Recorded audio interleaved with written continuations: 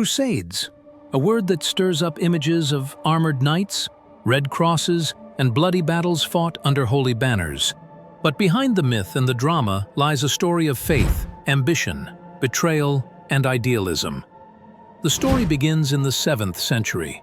Islamic armies, driven by both faith and politics, expanded rapidly out of the Arabian Peninsula. Within a century, they had conquered vast territories, many of them formerly Christian, including Egypt, Syria, North Africa, Spain, and Jerusalem, the holy city where Christ had lived, died, and risen. For Christians, this was not just a geopolitical loss, it was spiritual. Pilgrimage to the Holy Land became dangerous or impossible. Churches were sometimes destroyed, and Christian communities placed under heavy restrictions.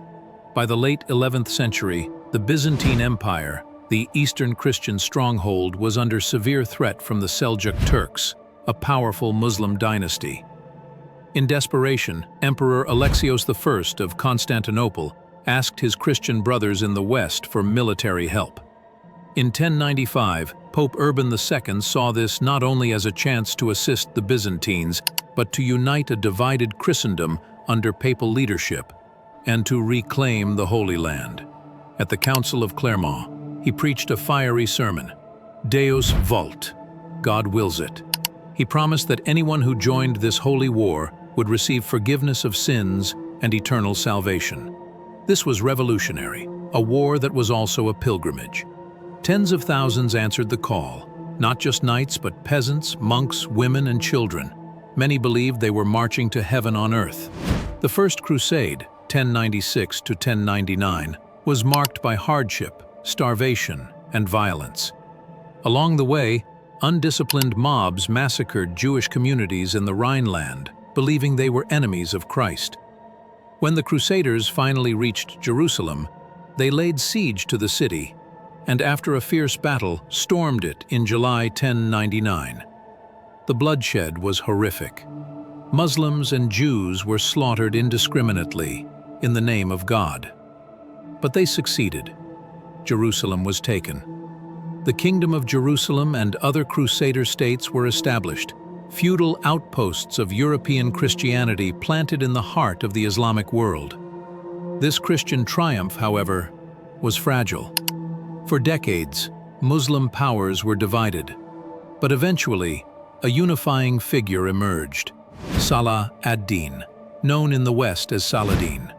A devout Muslim, skilled general, and chivalrous leader, Saladin united Egypt and Syria and launched a jihad to retake Jerusalem. In 1187, he crushed the Crusader army at the Battle of Hattin and recaptured Jerusalem. Remarkably, he spared the lives of its Christian inhabitants, a stark contrast to the First Crusade.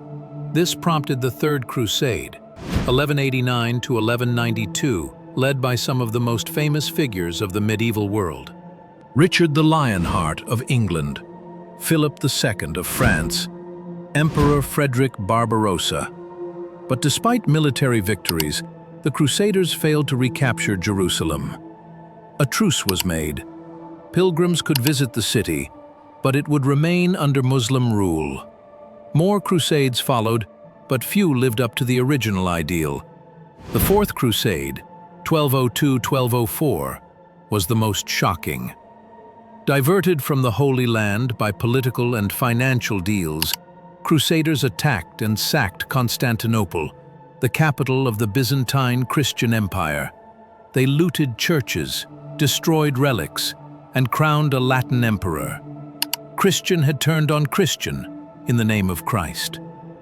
Over the next century, the crusading spirit faded. The Crusader kingdoms grew weaker, beset by internal corruption and external attack.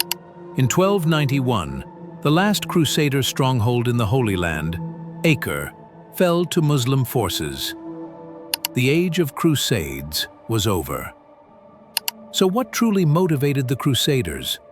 For many, it was faith, a sincere belief in fighting for God, in earning salvation through sacrifice. The idea of combining pilgrimage with warfare was powerful. But there were also worldly motives, land and wealth, political influence, escape from feudal obligations, a sense of adventure and glory. And while the Crusades are often portrayed as Christians versus Muslims, the reality was more complex. Crusaders fought other Christians. Muslim rulers sometimes allied with Crusaders. Jews were scapegoated and massacred. The Byzantine Church was betrayed. It was a spiritual war, but it was also a very human one. The Crusades didn't end in 1291, not really. Their legacy echoed through the centuries.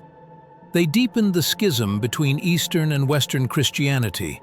They entrenched hostility and stereotypes between Christians and Muslims. They fueled later European imperialism. They shaped ideas of holy war, martyrdom, and religious nationalism. But they also inspired art, architecture, literature, and fierce theological debate. Even today, the term crusade is used in political speeches, often dangerously divorced from its history. So what were the Crusades really about? They were not simply wars for land or for God. They were a tangled web of faith and fear, hope and hatred, idealism and greed. They remind us that when religion is fused with violence, the message of Christ can be drowned out by the clash of swords. "Put your sword back in its place," Jesus said, "for all who draw the sword will die by the sword." Matthew 26:52. Today, we can learn from this history. Not to judge the past by modern standards, but to seek understanding and pursue a better future, because only by facing the truth can we ever find peace.